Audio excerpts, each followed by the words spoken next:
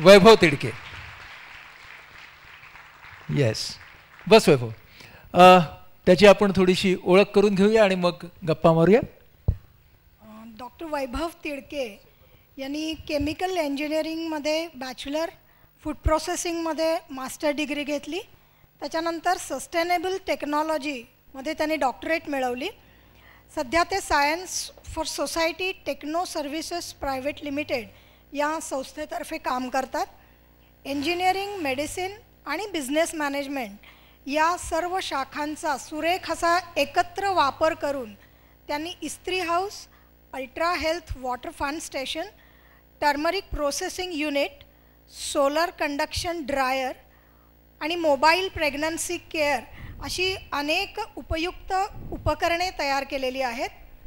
त्यांच्या या कामाची दखल अनेक राष्ट्रीय आणि आंतरराष्ट्रीय संस्थांनी घेतली असून त्यांना अनेक पुरस्कारांनी सन्मानित केलेले आहे. डॉक्टर वैभव तिडके. वैभवचा एक परिचय आपल्याकडे आपली जी पुस्तिका आहे त्यामध्ये आहेच. तर वैभवशी आता आपण गप्पा मारणार आहोत. आणि तुम्हाला दिसतंच आहे की व्यासपीठावरती अतिशय तरुण उमदा असा आपला मित्र इथं आलेला आहे. हा वैभव, तुझं स्वागत. सुरुवात आपण अशी करूया आपल्या गप्पांची की तुझं बालपण कुठं गेलं आणि तुझ्या कुटुंबात कोण कोण आहेत. शाळेमध्ये असताना तू कसा विद्यार्थी होतास, जरा नॉस्टॅल्जिया पाठी जाऊया आपण. कुठे गेलं तुझं बालपण? माझं बालपण हे मी अंबाजोगाईला, म्हणजे माझा जन्म झाला मंचर, पुणे जिल्ह्यामध्ये. पण माझे आई पप्पा दोघंही इथे आहेत. दोघंही ज्युडिशियरीमध्ये आहेत, म्हणजे लॉ फॉर्ममध्ये. आणि त्याच्यामुळे बदल्या ह्या आमच्या खूप फ्रिक्वेंटली होत राहायच्या. त्याच्यामुळे माझा जन्म मंचरला झाला. नंतर मी मंगळवेढ्याला होतो, सोलापूरला होतो, मुंबईला होतो. मध्ये पप्पांची शेगावला पण बदली झालेली. पारनेरमध्ये होतो, जिथे अण्णा हजारेंना बऱ्याचदा भेटायला भेटलं. आणि नंतर मूळ जो 6वी 7वी पासूनचं पुढं आयुष्य होतं ते अंबाजोगाईला गेलं. योगेश्वरी विद्यालय. बरं, योगेश्वरी विद्यालय. योगेश्वरी विद्यालय. अच्छा, तू तिकडचे काही फोटो पण आणलेस ना आमच्यासाठी? फोटो पण आहेत. तर ते अर्ली डेजचे काही फोटोज आहेत. कनेक्ट झालंय.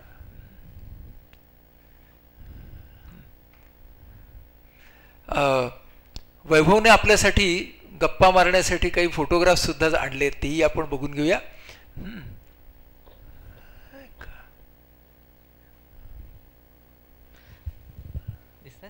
नाही आले नाही तसं.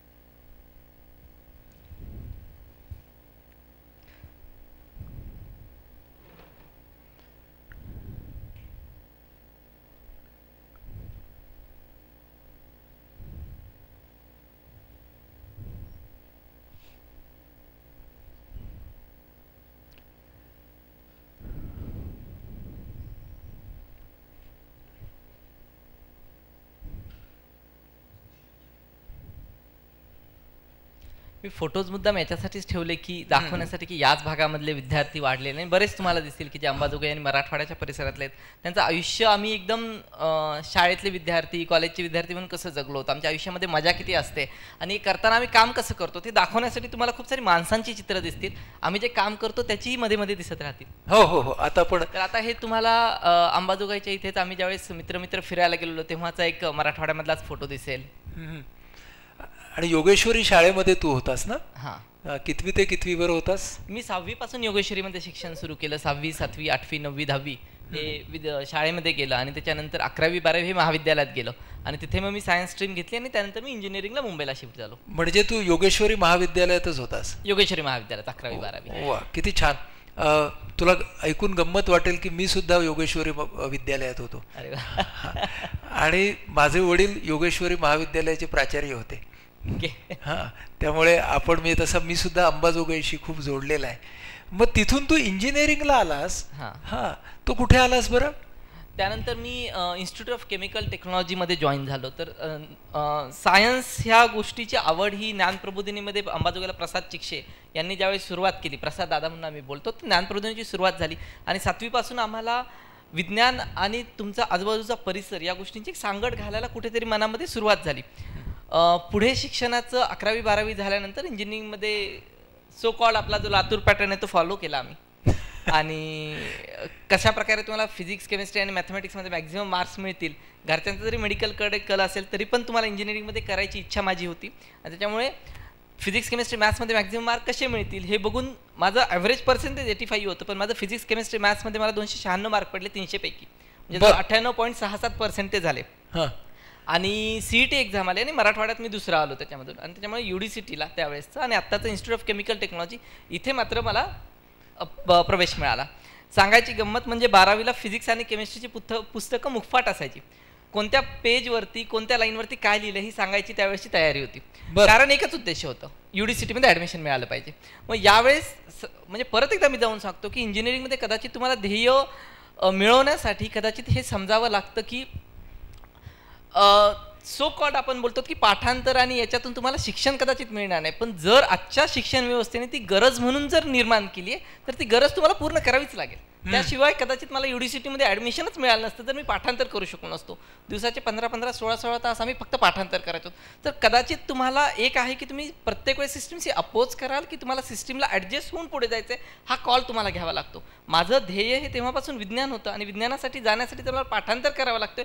जे कदाचित चुकीचं असेल ते पण मार्ग मी स्वीकारला, पण पुढे गेलो. पण पुढे गेलास हे खूप महत्वाचं आहे. पण मग UDCTला जाणं, हा फोटो काय रे? हा फोटो आमच्याकडे हॉस्टेल डे म्हणून सेलिब्रेशन होतं, म्हणूनच मी काही एकदम रिलॅक्स फोटो टाकलेत की ज्यावेळेस आम्हाला पूर्ण पांढऱ्या कलरचं टी-शर्ट देतात आणि कॉम्पिटिशन असते की तुम्ही तुमचं टी-शर्ट पेंट करायचं, कलर आणि टी-शर्ट. आणि त्यावेळेस मग आम्ही हॉर्क्रक्सेस म्हणजे हॅरी पॉटरमधला एक असा भाग आहे की मित्रांचा ग्रुप पण त्याच्यामध्ये आत्मे मात्र वाटलेले आहेत वेगळ्या शरीरामध्ये, अशा प्रकारच्या कॉन्सेप्टला हॅरी पॉटरमध्ये हॉर्क्रक्सेस बोलतात. आणि त्याच्या नावाने सगळ्यांनी मिळून आम्ही एक शर्ट बनवला होता. तिथला शर्ट आणि बाजूचं एक झाड हे आमच्या हॉस्टेल लाईफचं एक प्रतीक म्हणून मी मुद्दाम फोटो ठेवला आहे. बरं, पण मग या हॉस्टेल लाईफमध्ये आणि UDCTमध्ये हा दृष्टिकोन बदलला का? म्हणजे कुठला की मूपाठ केलं की आलं? आता हा जो सिस्टीमचा बदल होतो की 11वी-12वी हा पाठांतर आणि पाठांतर, ते पण फिजिक्स, केमिस्ट्री आणि मॅथ्स या 3 गोष्टीचं, याच्यावरून ज्यावेळेस UDCTमध्ये शिफ्ट झालो तर त्यावेळेस UDCT म्हणजे जस्ट सांगण्यासाठी की केमिकल इंजिनिअरिंगची आज भारतातली टॉपमोस्ट इन्स्टिट्यूट आहे. मुंबई युनिव्हर्सिटीचे डिपार्टमेंट होता आणि आता एक त्याला सेपरेट युनिव्हर्सिटीचा स्टेटस मिळाला. पण केमिकल इंजिनिअरिंगमध्ये भारतामध्ये अत्यंत नावाजलेली ही संस्था आहे. मग या संस्थेमध्ये गेल्यानंतर त्यांचा शिकवण्याची पद्धत वेगळी आहे. पुस्तकं कोणतीच तुम्हाला रेफर करायला जात नाहीत, सांगितलं जात नाही की हा एक पुस्तक आहे पाठ केलं तर तुम्ही पास व्हाल, असं नाही होत. तुम्हाला एक सिलेबस दिला जातो की ह्या एक ठोकटाळ्यामध्ये तुम्हाला 10 गोष्टी शिकायच्यात, त्या कशा शिकायच्या ते टीचर क्लासमध्ये शिकवतील आणि नंतर लायब्ररी तुम्हाला ओपन आहे, तुम्ही जाऊन शिका स्वतः. मग यावेळेस हा सगळा पॅटर्नच बदलला आणि ॲडजस्ट व्हायला जवळजवळ 2 वर्ष गेले. मी नेरूरला नवी मुंबईमध्ये मामाकडे राहायचो आणि तिथून अपडाऊन करायचो. आणि अपडाऊन करताना लकीली मला खूप त्रास होत होता अपडाऊनचा पण, आणि अभ्यासामध्ये पण माझं लक्ष लागत नव्हतं कारण पॅटर्नच पूर्ण बदलला होता. आणि प्रत्येकाच्या आयुष्यामध्ये आपण असं बोलतो की काही घटना होतात. आणि दिवाळीमध्ये माझ्या सेकंड इयरला मी दिवाळीमध्ये असताना मी माझी डायरी लिहायचो त्यावेळेस, आता लिहित नाही.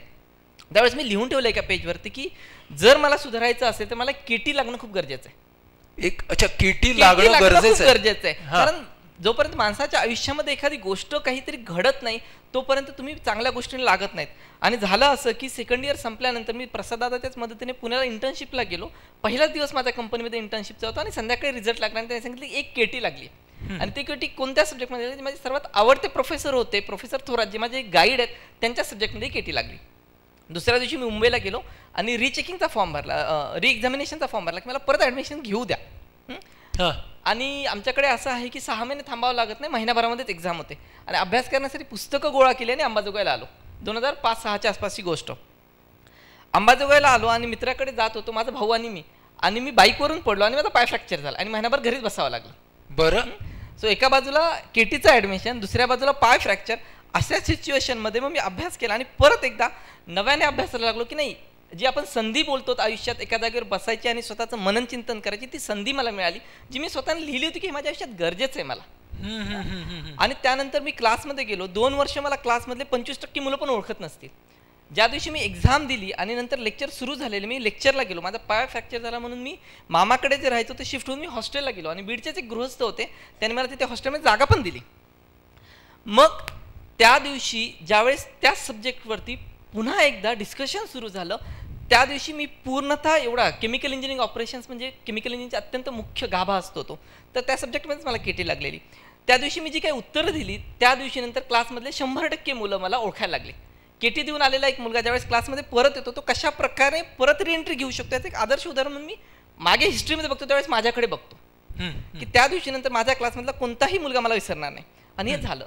त्याच नंतर त्याच प्रोफेसरने ज्यांनी मला केटी दिली होती ते मला बोलले की संयुक्त राष्ट्राचा एक प्रोजेक्ट आहे त्याच्यावरती तुला काम करायला आवडेल का. सिंगापूर युनिव्हर्सिटी आणि मुंबई युनिव्हर्सिटी यांच्या जॉईंट आहे. आणि मी त्यांना लगेच हो बोललो की मला करायला आवडेल. आणि त्यानंतर मग आमची सायन्स फॉर सोसायटीची वाटचाल सुरू झाली. हां, ती आता आपण बघूया. म्हणजे एका बाजूने तू अरे हे सगळी मुलं दिसत आहेत हां, तर मला तुला तेच विचारायचं होतं की आधी तुझं शिक्षण झालं का आधी कंपनी सुरू केलीस? कंपनीची सुरुवात ही शिक्षण संपताच झालं. म्हणजे 2007-08 मध्ये ज्यावेळेस माझं केमिकल इंजिनिअरिंग बॅचलर संपायला लागलं त्याच वेळेमध्ये थॉट्स हे क्लिअर व्हायला लागले की नाही आपल्याला काय करायचंय. आणि हे करतानाच मग कंपनीची बीजं तिथेच रोवली गेली. वर्षानुवर्षाच्या काळामध्ये बरेचसे लोक येत गेले, जोडत गेले, संस्था जोडत गेल्या आणि याच्यामधून कळत गेलं की आपण हे कसं करू शकतो. पण सुरुवाती 2007-08 मध्ये ज्यावेळेस मी 3rd इयर आणि फायनल इयरला होतो त्याच वेळेस या गोष्टींची सुरुवात झाली. बरं, पण आता हे जे कोण हे सगळे मित्र म्हणजे पुन्हा एकदा कॉलेजचं आयुष्य. इकडून जो दुसरा दिसतोय तर तो मी आहे, पिंक कलरचा शर्ट घातलेला शर्ट. आणि मग बाकीचे मित्र आहेत युनिव्हर्सिटी मधले. तर मुद्दाम मी हे कंपनीतला भाग नाहीयेत. नाही, सगळेच जण नाहीयेत, काही जण आहेत. मी असंच एक आठवण म्हणून ठेवलं. आठवण म्हणून तो फोटो ठेवलायस. पण मग आता ही कंपनी कशी सुरू झाली ते आम्हाला सांग. तर 2007-08 मध्ये जसं मी तुम्हाला सांगितलं की सिंगापूर युनिव्हर्सिटी आणि इंडियन म्हणजे मुंबई युनिव्हर्सिटी यांच्या एकत्रितपणे आम्ही एका प्रोजेक्टवरती कामाला सुरुवात केली की संयुक्त राष्ट्र दरवर्षी काय करतं की मिलेनियम डेव्हलपमेंट गोल म्हणून त्यांनी काही टार्गेट्स दिलेत. ॲज अ ह्युमन सोसायटी म्हणून जगासाठी तुम्ही काहीतरी अचीव्ह केलं पाहिजे. ते कधी 7 होते, 8 होते, आता संख्या वाढत चालली आहे. तर तुम्हाला एक टार्गेट्स दिले जातात की तुम्ही काय करू शकतात. मग त्याच्यामध्ये 2 गोष्टी होत्या की एक म्हणजे की तुम्ही पॉवर्टी इलिव्हेशन कसं करू शकतात. मग या मोठ्या थीमला आम्ही सोबत घेतला आणि विचार केला की जर भारतामध्ये आपण आलोत, महाराष्ट्रात आलोत, मराठवाड्यात आलोत तर आपल्याकडे शेती हा खूप मोठा मुद्दा आहे आणि शेतीसाठी आपण काय करू शकतो की जेणेकरून आपण शेतकऱ्यांना गरिबीमधून बाहेर येण्यासाठी काही मदत करू शकतो का. या विषयावरती आम्ही कामाला सुरुवात केली आणि तिथे सायन्स फॉर सोसायटीची बीजे रोवली गेली. आणि 2007-08 मध्ये आम्ही एक प्रकल्प सादर केला संयुक्त राष्ट्राला की सगळ्या प्रकारच्या फळं आणि भाज्या हे भारतामध्ये जवळजवळ आपण 250 कोटी टन ह्याचं प्रोडक्शन होतं. आणि ह्या प्रोडक्शनमधून मिलियन टन प्रोडक्शन होतं. तर या सगळ्या प्रोडक्शनमधलं जवळजवळ 40% गोष्टी वाया जातात. वाया जातात म्हणजे काय, ह्याचं एक उदाहरण द्यायचं झालं तर भारतातल्या प्रत्येक घराला दररोज 1 किलो भाजी आणि फळं फ्रीमध्ये वाटता येईल एवढ्या मोठ्या प्रमाणात हे नुकसान आहे. म्हणजे रोज आपण 1 किलो भाजी गव्हर्नमेंट तुम्हाला फ्री पाठवू शकतं जर आपण हे नुकसान थांबवलं तर. फक्त फळभाज्यांचं नुकसान थांबवलं तर एवढ्या मोठ्या प्रमाणात नुकसान होतं. मग थांबवता कसं येईल त्यासाठी बऱ्याचशा गोष्टी आहेत. त्याच्यामध्ये कोणी फ्रीजिंगमध्ये ठेवू शकतं ज्याच्यामुळे आपलं 7 दिवसाचे आयुष्य भेटेल. काही लोक कोल्ड स्टोरेजमध्ये ठेवू शकतात ज्याच्यामध्ये काही महिन्याचं आयुष्य आपल्याला भेटेल. काही गोष्टी स्टरलाइज करून ठेवल्या जातात जसं की आता दुधाचे पाऊच यायला लागलेत बरोबर की ज्याच्यामध्ये 1 महिना 2 महिने दूध राहतं. तशाच पद्धतीने फळं भाज्या वाळवून पण ठेवता येतात, त्याचं पावडर करता येतं आणि त्याचं आयुष्य पण 1 वर्षभराचं भेटतं. तर अशा वेगवेगळ्या टेक्निक्स आहेत आणि त्याच्यामध्ये आम्ही एक टेक्निक चूज केली की ड्राय, की फळं आणि भाज्या आपल्या वाळवून कशा ठेवता येतील, वाळवल्यानंतर त्याचं आयुष्य कसं वाढवता येईल आणि ही टेक्निक आपण शेतकऱ्यांना देऊ शकतो का. आणि हा प्रकल्पाने संयुक्त राष्ट्राला आम्ही सादर केला 2007च्या शेवटी. आणि मी माझ्या फायनल इयर इंजिनिअरिंगलाच असताना संयुक्त राष्ट्राने 12 लाख रुपयाची त्यावेळेस आम्हाला अमाऊंट दिली की तुम्ही हा प्रकल्प नव्याने डेव्हलप करा. बरं, आम्ही एक कॉन्सेप्ट दिली आणि या पद्धतीने जगातल्या टॉप 10 इनोव्हेशन्समध्ये जगातल्या आमच्या प्रकल्पाचं अवॉर्ड मिळाला. आणि तो एक खूप मोठा बूस्ट आम्हाला त्यावेळेस मिळाला की आपण केलेलं काम हे जगभरामध्ये पोहोचवू शकतं. जगभरातली सायंटिफिक कम्युनिटी, संयुक्त राष्ट्रासारखी संस्था ही अंबाजोगाई सारख्या शहरांमधून आलेल्या मुलाचा प्रकल्पाची जर इन्क्लुजन टॉप 10 जगामध्ये करू शकतं तर आपल्याला या फील्डमध्ये स्कोप आहे. त्यांनी ठेवल्यावर आपला विश्वास आहे. हा विश्वास ज्यावेळेस आला त्यावेळेस मग गोष्टींना अजून एकदा मोठा पुश मिळाला. बरं, हा जो विचार होता तो नंतर तुम्ही मोठा करून दाखवलात नाही का. बरोबर, मग ते जरा आधी सांगशील का. तर मग हा जो मुद्दा होता मग परत एकदा फेल्युअर आपल्याकडे असतंच बरोबर. तर कोणतीच गोष्ट फेल्युअर सोबत होत नाही. हा 12 लाखाचा पुरस्कार मिळाला. त्यानंतर Indian Institute of Management Ahmedabad जी आहे त्यांच्यासोबत भारत सरकारने एक ॲग्रीमेंट साईन केलेलं की तुम्ही अशा फील्डमध्ये काम करणाऱ्या मुलांना ट्रेनिंग द्या. ती ट्रेनिंग कशाची तर तुमच्याकडच्या असलेल्या इनोव्हेशन्सला किंवा टेक्नॉलॉजीजला तुम्ही कशा प्रकारे मार्केटमध्ये आणू शकतात याच्यासाठी टेक्नॉलॉजी कमर्शियलायझेशन या मुद्द्यावरती इंडियन इन्स्टिट्यूट ऑफ मॅनेजमेंट जी MBA मधली टॉपमोस्ट इन्स्टिट्यूट आहे भारतातली, त्यांनी ट्रेनिंग द्यायचं ठरवलं. त्याच्यासाठी त्यांनी भारतातून 4 प्रोजेक्टची निवड केली. त्याच्यामध्ये आम्हाला चान्स दिला त्यांनी, आणि तिथे त्यांनी आम्हाला 15 दिवस एक्सटेन्सिव्हली, म्हणजे सकाळी 7 वाजल्यापासून ते रात्री 10 वाजेपर्यंत काम करून घ्यायचे. जाताना होमवर्क द्यायचे आणि सकाळी आल्यानंतर परत तो होमवर्क केला की नाही बघायचे. अशा पद्धतीने 15 दिवसात त्यांनी आम्हाला सगळ्या टेक्नॉलॉजीचा अभ्यास करायला शिकवला स्वतःच्या, आणि त्याच्यातून तुम्ही पैसा कसा उभा करू शकतात ही गोष्ट शिकवली. कारण जर पैशाला पैसा जोडत गेला तर तुम्ही एकाचे 2, 2चे 4 करू शकता. बरोबर. आणि मला आता तू सांग की म्हणजे कंपनी चालू झाली, प्रॉडक्ट डिझायनिंग कसं करायचं म्हणजे रिसर्चची बाजू, त्याचं आता प्रोडक्शन कसं करायचं हे तुला ट्रेनिंग मिळालं. मग आता ही जी कंपनी तुम्ही सुरू केली तर त्यांच्या कल्पना आणि तुमची प्रॉडक्ट हे तू आम्हाला मला वाटतं दाखवायला आणलंयस. तर ते आता आपण बघूया, एक प्रॉडक्ट्स यांच्या कंपनीची आपण पाहूयात. हां, तर अगदी सुरुवातीला म्हणजे माझा विजय निकम म्हणून मित्र आहे अंबाजोगाईला, त्याच्या शेतामध्ये जाऊन आम्ही बघितलं की आपल्याला काय करता येईल अंबाजोगाईसारख्या. तिथे अद्रक मोठ्या प्रमाणामध्ये पिकतं पोखरीला अंबाजोगाईच्या जवळ. तर तिथे आम्ही जाऊन पहिल्यांदा काही भेटी केल्या की ह्या गोष्टी आपण समजून घेऊयात काय आहेत त्या. अशा एका ठिकाणी तर बऱ्याच ठिकाणी बऱ्याच जिल्ह्यांमध्ये आम्ही सर्वे केले. कोकणामध्ये गेलो, कोकम बघितला, आंबा बघितला, फणस बघितलं. काजू आपल्याकडे खूप मोठ्या प्रमाणात वापरला जातो, पण काजूचं फळ जे असतं त्याला कॅश्यू ॲपल बोलतात, तर त्याचा बऱ्याच प्रमाणात नाशवंती होते. तर अशा बऱ्याच गोष्टी वेगवेगळ्या रिजननुसार आम्हाला कळायला लागल्या. मग सर्वे हा खूप मोठा भाग होता की ज्याच्यामध्ये आम्ही लोकांकडे जाऊन बघूत. आणि मग जस्ट एक उदाहरण म्हणून मी तुम्हाला दाखवतो की कांदा तुम्हाला बाजूला दिसतोय आणि वाळलेला कांदाही त्याच्या बाजूला दिसतोय. तर कांदा हा आपल्याकडे स्टोरेज, कांदा चाळमध्ये काही प्रमाणात होतं, पण जर कांदा वाळला तर 1 वर्ष कसल्याच प्रकारचं वेगळ्या प्रकारचं त्याला टेम्परेचर किंवा साठवणूक लागत नाही, आणि साध्या पिशव्यांमध्ये हा कांदा स्टोअर केला जाऊ शकतो. आणि आपल्याकडे महाराष्ट्रात ही प्रॅक्टिसही बऱ्या प्रकारे केली जाते. बरोबर. बरं. आता एक गाजर आहे उदाहरणार्थ. हा, म्हणजे आता ही टेक्नॉलॉजी तुम्ही विकसित केली. बरोबर. की कांदा कसा वाळवायचा. बरोबर. पण हा किती किलो कांदा आहे. आता हे जे तुम्हाला दिसतंय 500 ग्रॅम गाजर आहे, आणि हे जवळजवळ 5 किलो गाजरापासून बनलंय. म्हणजे 5 किलो गाजराचं वाळवल्यानंतर 500 ग्रॅम बनतं. त्याची साठवणूक एवढ्या कमी जागेमध्ये होते आणि साठवायला काहीच लागत नाही, फक्त प्लास्टिकच्या एका पिशवीमध्ये हवा बंद करून ठेवायचं. बरं. आणि हे तुम्ही कधीही वर्षभर वापरू शकता. दुसरं काय आणलंयस तू. दुसरी जी आहे तर हिरवी मिरची आहे उदाहरणार्थ, आणि मुद्दाम तुम्हाला साध्या पॅकिंगमध्ये दिसेल, कारण नाशिकमधल्या आमच्या शेतकऱ्यांनी स्वतः बनवली आहे आणि ते लोक हे विकतात. तर शेतकऱ्यांना नवे उद्योग कशा देता येतील हे आम्ही आमच्या प्रक्रियेतून बनवलं. तर मी प्रक्रियेबद्दल थोडंसं सांगेल की आता उदाहरण म्हणून तुम्हाला कांदा मी दाखवला की कांदा हा तुम्हाला साठवणूक काळाचा कांदा चाळीमध्ये करता येते, पण तिथे जवळजवळ 30% वजन घटतं. तर हे वजन न घटता आणि त्याची मार्केट व्हॅल्यू वाढवून कांद्याचं जर तुम्ही म्हणजे कट केला आणि तो वाळवला तर त्याच्या प्रकारे तुम्हाला असं वाळलेला कांदा भेटतो, ज्याला मार्केटमध्ये सरासरी 120 पासून 250 रुपये किलोचा भाव आहे. सो ज्यावेळेस कांदा तुमचा 5 रुपये ते 10 रुपये किलो असतो, त्यावेळेस ज्यावेळेस भाव पडतात त्यावेळेस शेतकऱ्याने तो वाळवून ठेवावा. वाळवल्यानंतर त्याची साठवणूक वर्षभर करून ठेवावी. आणि हा कांदा विक्रीसाठी पण आम्ही शेतकऱ्यांना मदत करतो की जेणेकरून तो शेतकरी जागतिक मार्केटला कनेक्ट होईल. म्हणजे बघा, कांदा कसा असतो की एकतर तो ग्राहकाच्या डोळ्यातून पाणी काढतो किंवा शेतकऱ्याच्या डोळ्यातून पाणी काढतो. बरोबर. आणि तो आलटून पालटून दोघांच्या डोळ्यातून पाणी काढत असतो. तर हे जर केलं तर मला वाटतं दोघांच्याही डोळ्यामध्ये थोडंसंच पाणी येईल. तर असे हे मुद्दे आहेत की आता ह्याच्यामध्ये तुम्हाला अजून काही पदार्थ दिसतील, मासे वाळवलेले आहेत किंवा त्याच्यामध्ये तुम्हाला हळद वाळवली दिसेल, अद्रक वाळवलं दिसेल. हे थांब तू हे वाळवण्याच्या ज्या सगळ्या प्रक्रिया आहेत ना, त्या हळदी टेक बद्दल जरा आम्हाला जास्त सांग. चालेल. मी तर वाळवण्याची प्रक्रिया काय आहे मी तुम्हाला सांगितलं की त्याच्यामधलं पाणी काढलं की ह्या गोष्टी होतात. तर मी तुम्हाला 2 फोटो दाखवतो. आता हा आमचा पहिला प्रॉडक्ट आहे ज्याला मी सोलार कंडक्शन ड्रायर बोलतो. तर सोलार कंडक्शन ड्रायर म्हणजे काय की सौर ऊर्जेवरती चालवणारं वाळवणी यंत्र. आतापर्यंत काय प्रॉब्लेम व्हायचा की वाळवण्याची प्रक्रिया ही 2 ठिकाणी खूप मोठ्या प्रमाणात केली जाते. एक म्हणजे जळगावला जैन इरिगेशन जी कंपनी आहे ती जवळजवळ दिवसाला 200 टन कांदा प्रोसेस करते. दुसऱ्या ज्या फॅक्टरीज आहेत त्या गुजरातमध्ये भावनगर नावाचं गाव आहे. अंबाजोगाई एवढीच लोकसंख्या आहे, 1 लाखाच्या आसपास लोकसंख्या असेल, आणि ते गाव दरवर्षी जवळजवळ 1200 कोटीचा वाळलेला कांदा जगामध्ये एक्सपोर्ट करतं. लोकसंख्या अंबाजोगाई एवढीच.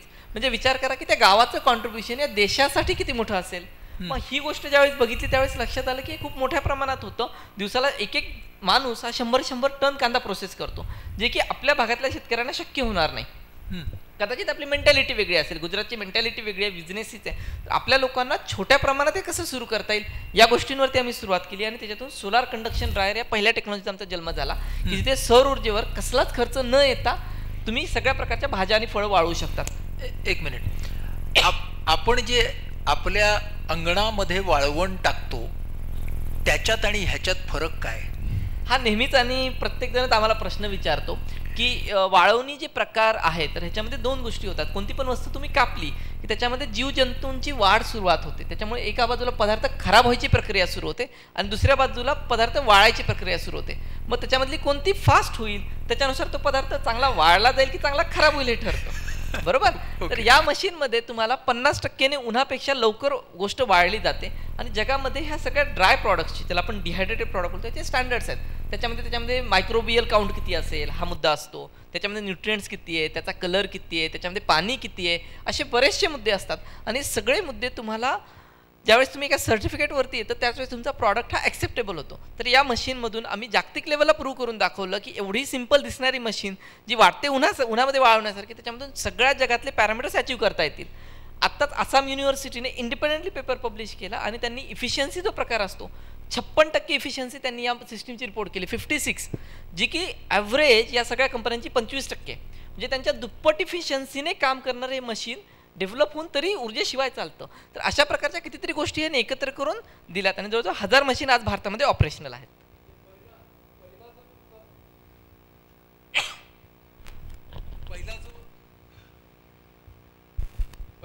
पहिला प्रॉडक्ट जो होता तो तुम्ही केला तो सोलर कंडक्शन ड्रायर. हां, आता पुढे जाऊया आपण. नक्की. हे काय बरं, ultra health water fun station, हे काय? तर आम्ही नंतर शिफ्ट झालो तर त्याचं पिक्चर म्हणजे मी एवढंच ब्रॉशर आणलंय की आपल्याकडे पाणी हा एक आणि आरोग्य याचा एक खूप घनिष्ठ संबंध असतो. तर पाण्यामध्ये 3 प्रकारच्या इम्प्युरिटीज असतात. एक असतात बायोलॉजिकल इम्प्युरिटीज, जंतू किंवा जीवजंतू ज्याच्यामुळे मायक्रोब, ज्याच्यामुळे आपल्याला डायरिया हा खूप मोठ्या प्रमाणात होतो. दुसरा प्रकार असतो केमिकल इम्प्युरिटीज, त्याच्यामध्ये पण ऑर्गॅनिक आणि इनऑर्गॅनिक 2 असतात. आणि नंतर फिजिकल इम्प्युरिटीज, ज्यात तुम्हाला त्याच्यामध्ये धूळ माती ह्या गोष्टी असतात. त्याच्यामध्ये आम्ही प्रामुख्याने फोकस केला की आपल्याला पाण्यामधले जीवजंतू म्हणजे मायक्रोब्स कसे कमी करता येतील आणि तेही अशा प्रकारची सिस्टीम जी शाळेमध्ये वापरता येईल आणि जी लाईट शिवाय चालेल. त्यातून अल्ट्रा हेल्थ नावाच्या आमच्या प्रॉडक्टचा जन्म झाला, जो लाईट शिवाय चालेल. मग याच्यामध्ये आम्हाला प्रश्न पडला की काय करता येईल. मग मला आमच्या शाळेची आठवण झाली की आमच्या शाळेमध्ये एक हौद असायचा आणि इथे नाही पण मंगळवेढ्याला वगैरे, बारनेरला पण इनफॅक्ट. तर शाळेला एक हौद असायचा, त्या हौदामध्ये कुठून तरी पाणी यायचं, ते बोरचं असेल किंवा विहिरीचं असेल किंवा ग्रामपंचायतीने पाठवलेलं असेल. आणि मग त्याला टॅप असायचा, तो टॅप ओपन केला की तुम्हाला पाणी प्यायला भेटणार. ज्या दिवशी नगरपालिकेचं किंवा ग्रामपंचायत पाणी सोडणार नाही त्या दिवशी शाळेला सुट्टी, कारण शाळेतली मुलं पाण्याशिवाय राहू शकत नाहीत. हा एक प्रकर्षण आहे. मला प्रश्न जाणला की पाणी पंपिंग. दुसरी गोष्ट की तो हौद धुतला जातो नाही धुतला जात, त्याच्यामध्ये परत आपण क्लोरीनचे ड्रॉप टाकून ते पाणी शुद्ध करतोत का, हा दुसरा मुद्दा. आणि याचा सगळा आपल्या आरोग्यावर काय परिणाम होईल. यातून आम्ही नव्याने विचार केला आणि मी अल्ट्रा हेल्थ नावाचा एक प्रॉडक्ट डेव्हलप केला, ज्याच्यामध्ये आम्ही ऊर्जेचा सोर्स काय वापरला तर ह्युमन पॉवर. आपण सरासरी एक 20 ते 50 वॅट एवढी ऊर्जा क्रिएट करू शकतो ॲज अ ह्युमन बिंग, माणूस म्हणून. मग आम्ही बघितलं की मला जर एक ग्लास पाणी प्यायचं आहे 150-200 ml, तर ते पाणी मला 100 फुटावरून पंप करायचं आहे आणि जर मला ते प्युरिफाय करायचं तर मला फक्त 6 वॅट एवढी एनर्जी लागते, जी की मी 50 वॅटपर्यंत देऊ शकतो, म्हणजे 10% एनर्जी.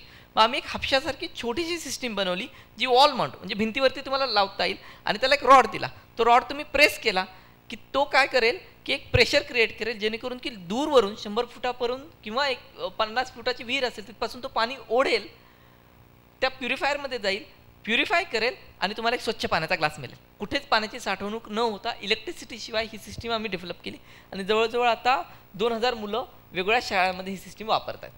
म्हणजे ultra health water fun station. वा, पुढे जाऊया आपण. तर अशा कितीतरी छोट्या छोट्या गोष्टींवरती आम्ही कामाला सुरुवात केली आणि ह्या कमर्शियलाइज कशा होतील आम्ही बघत होतो. आता तुम्हाला हे पाण्यामध्ये वेगवेगळ्या जनावरांना बऱ्याच प्रकारचे न्यूट्रिएंट्स लागतात. तर एक अभ्यास दौरा होता की ही एक प्रकारची पाण्यामध्ये वाढणारी वनस्पती आहे छोटीशी, की ज्याच्यामध्ये ही पाण्यामध्ये वाढून त्याच्यामध्ये खूप मोठ्या प्रमाणात मिनरल्स आणि प्रोटीन्स असतात आणि जनावरांना खाऊन दिलं तर दूध दुभत्या जनावरांचं प्रॉडक्टिव्हिटी वाढते. मग ही पण वनस्पती ही ओली असल्यामुळे ती खराब होते, म्हणून आम्ही याच्या वाळवण्यावरती आता प्रयोग सुरू केलेत की वाळवून साठवता कशी येईल आणि साठवल्यानंतर जनावरांच्या चाऱ्यामध्ये मिक्स कशी करता येईल जेणेकरून त्यांचं प्रॉडक्टिव्हिटी वाढेल. याच्यावरती सध्या तुम्ही काम करताय. हां, म्हणजे ड्राईंग ही टेक्नॉलॉजी, ड्राईंगचं वाळवणाचं तंत्रज्ञान हे वेगवेगळ्या ठिकाणी कसं लावता येईल ह्याच्यावरती एका बाजूने तुमचे प्रयत्न सुरू आहेत. हां, पुढे जाऊया आपण. हां, आता बऱ्याचशा प्रयोगांमध्ये आता हे एक उदाहरण तुम्हाला दिसेल की आमचं काम जे आहे ते आता आमच्यापुरतं न थांबत जवळजवळ 1000 शेतकरी असे आहेत की जे स्वतः एक उद्योजक बनलेत.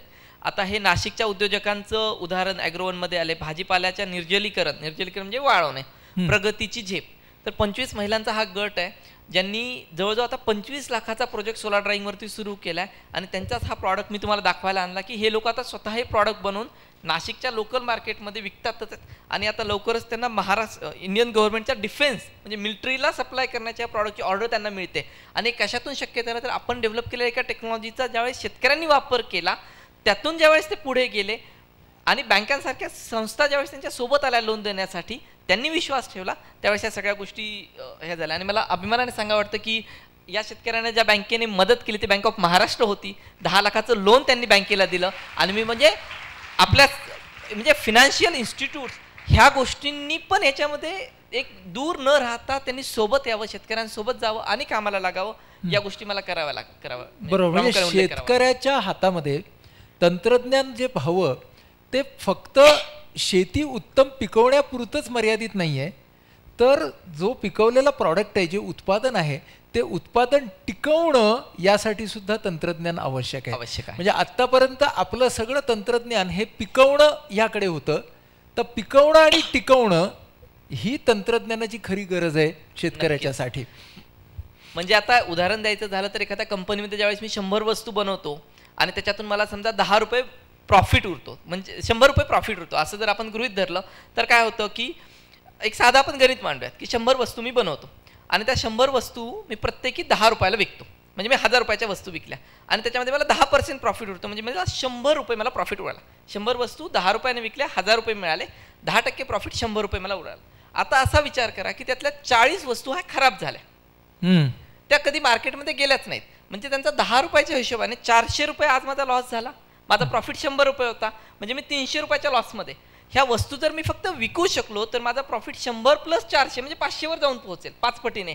सो इंडस्ट्रियल लँग्वेजमध्ये जो कोणता लॉस आहे तो जर तुम्ही थांबवला तो सरळ सरळ तुमच्या प्रॉफिटमध्ये ॲड करतो. हे गणित जर शेतकऱ्यांपर्यंत पोहोचलं की पोस्ट हार्वेस्ट लॉसेस, प्रोडक्शन झाल्यानंतर तुमच्या किडी पडल्या, गारा पडल्या, पाऊस पडला, सगळं होऊन जे उरलं ते आल्यानंतर जर तुम्ही त्याचं 100% मार्केटपर्यंत पोहोचू शकला तर कितीतरी पटीने तुमचा प्रॉफिट वाढेल.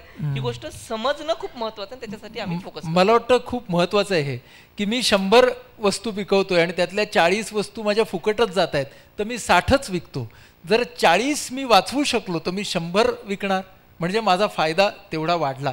हे इस्त्री हाऊस काय आहे रे? इस्त्री हाऊस हा आम्ही प्रयोग एकदम सायन्स फॉर सोसायटीच्या सुरुवातीला केलेला आणि त्याचा पर्पज आमचा असा होता की आम्ही एक आरती नावाची संस्था आहे पुण्यामध्ये आणि फलटणला ती काम करते, त्यांच्या मदतीने आम्ही एक इस्त्री डेव्हलप केली ज्याच्यामध्ये बायोमासवरती ती चालेल. आणि आमचा इस्त्री आम्ही का निवडायचं कारण होतं की इस्त्री ही प्रत्येकाच्या घरामध्ये जाणारी गोष्ट आहे, इस्त्रीचे कपडे. आणि जर आपण इस्त्री बायोमासवरती चालवू शकलो म्हणजे अल्टरनेटिव्ह एनर्जी सोर्सवर, तर आपण एक चांगला मेसेज लोकांपर्यंत घेऊन जाऊ. पण जसं मी तुम्हाला सांगितले फेल्युअर्स प्रत्येक गोष्टीमध्ये येतात, तसंच आमचा तो प्रयोग फेल झाला. आम्ही अंबाजोगाईला सुरुवात केलेली, 100-125 घरांपर्यंत आम्ही पोहोचलो, पण बिझनेसचे डायनामिक्स जे होते ते आम्हाला तिथे जमले नाही आणि तो प्रयोग फेल गेला.